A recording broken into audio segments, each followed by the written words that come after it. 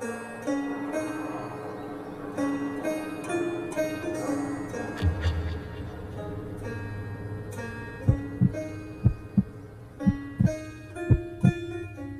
15 years ago, maybe a little longer, I was in my early 20s, and I was living the I'm gonna be famous someday life. I was never a good student, and I was always the class clown. One thing that I always did well as a kid was make my friends laugh. Instead of going to college or getting a job right after high school, I decided I was going to become a stand-up comedian. Spoiler alert, I did not become a famous comedian, which maybe is the best joke of my stand-up career. Instead, I had nearly a decade of bombing on stage, and even worse than that, the most terrifying single-handed experience of my life happened to me. For a little bit of context, doing stand-up is hard and definitely not lucrative when you're not successful. Not to mention, stand-up comedy was not as popular as it is today. To say it is a grind is an understatement. You question your decisions every time you perform until you get that one crowd that laughs at one of your jokes. The high you experience from the crowd laughing and cheering is intoxicating, and I assume that's why comedians constantly keep grinding. Part of the grind is finding gigs that will pay you, or even just let you perform for a couple of minutes. I was fortunate enough to have several open mics in my hometown, but you're not getting paid at an open mic, and a lot of the time you're sharing the stage with all sorts of other talented people and not just comedians. Nothing kills a comedian's momentum like performing after someone who just poured out their soul with life-altering poetry. After a few years of performing at open mics, I decided to try to reach out to club promoters and local comedians who would get booked for actual shows. Most of the time, these shows would be several hours away if I were lucky. Usually, they were even further than that. I did a few shows, and this is where the grind gets real. It's also where my story takes a very terrifying turn. I didn't have very good luck with these traveling shows. I wasn't getting paid, and I was driving 4 or 5 hours across state lines just for 5 minutes of exposure. Not an ideal situation for someone who was broke and barely had any income coming in. One night, I had an amazing opportunity to perform at a show that was being held 5 hours from where I lived. This show was a competition for comedians trying to break into the mainstream. The first place prize was $1,000, but the real prize for me was that several moderately famous comedians were going to be the judges of the show. It was my chance to show actual comedians that I have talent. The worst part for me when I would make all these trips was that I had a garbage car and an old cell phone that was about as reliable as those big 1980s brick cell phones. I would always think to myself that if something happened, I would be stranded. My drives almost always consisted of nothing but farmland and open fields as far as you could see. Because I was a lazy person, I didn't bother to double-check my printed-out MapQuest directions. Instead, I decided to wing it, something I still regret to this day. I was lost. The directions I had did not match where I was. I had been on a backcountry road for some time, and I had no idea if I was even heading in the right direction. Thankfully, I always left for the traveling jobs early just in case I got lost. I may have been lazy, but I know myself well, and getting lost was not uncommon for me. It was still daylight when I started driving through a small town. Honestly, calling it a small town might be a stretch. There were a few beat-up old buildings and houses on a street that was maybe a couple of 100 feet in length.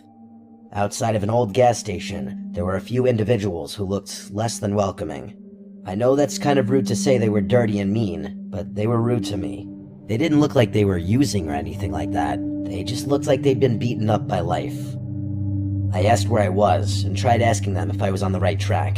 They were short with me, and after an awkward back-and-forth exchange, they finally told me where I needed to go. According to the rude townspeople, I was still somewhat on the right track. Somehow, I had missed a turn a while back, but if I stayed straight on this road for a while, eventually I would see the road I needed to be on. I thanked them and filled up my tank before I set off again. While I was pumping the gas, I noticed several of the people I had just talked to were staring at me. It was uncomfortable for sure.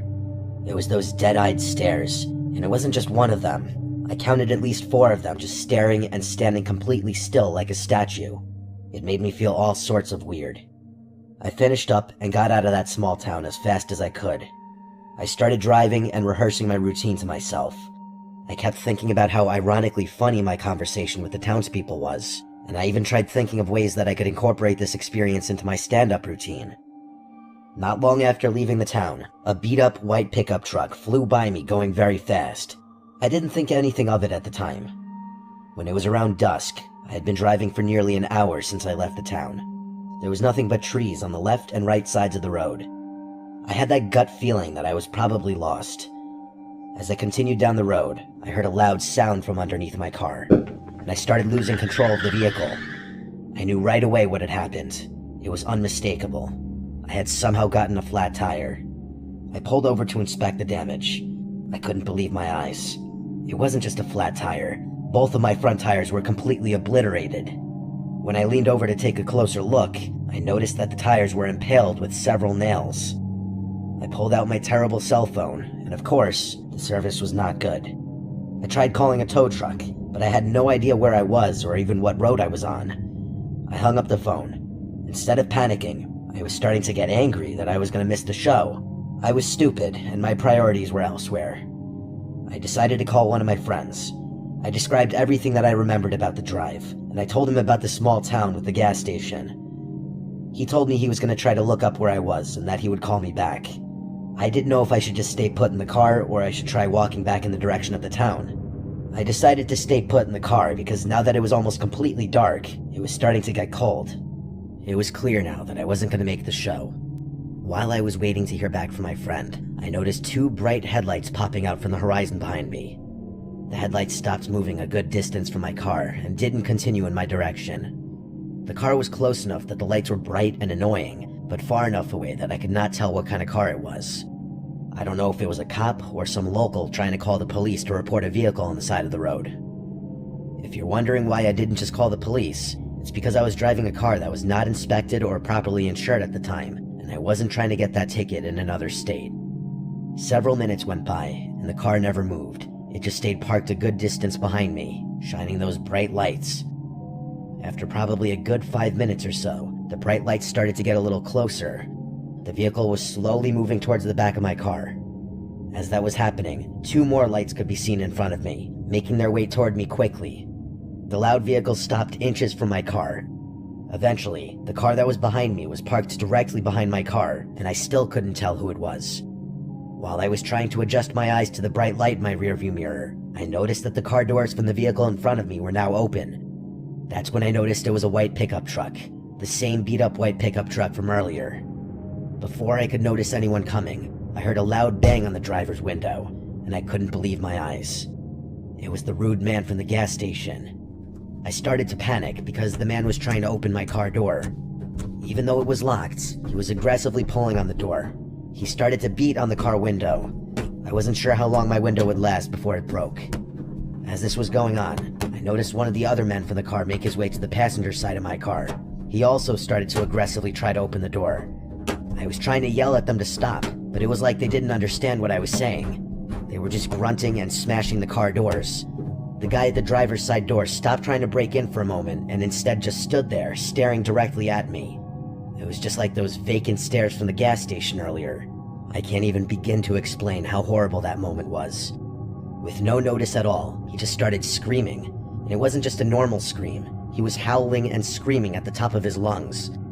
I don't know what came over me at that moment, but I decided that the best course of action was for me to just try and get out of the car and run. I pushed open the door as hard as I could, and thankfully, there was enough force to knock the man over. I ran as fast as I could into the woods, but instead of running blindly into the pitch-black forest, I decided to dive to the ground only several feet into the woods. I hoped that these guys would think I ran deeper into the woods, and thankfully, that's exactly what happened. Moments later, I heard footsteps of several people running by me. When I was sure I heard all of them run by, I quietly got up and ran back to my car. Surprisingly, my backpack and cell phone were still in the car. I grabbed them, stayed low, and just ran as fast as I could down the road. The entire time I was running, I expected them to jump out of the woods, but I never saw them again. About half an hour later, I was able to flag down a passing car. The woman was uncharacteristically kind. I don't know if I would have been so nice and trusting of a screaming man in the middle of nowhere.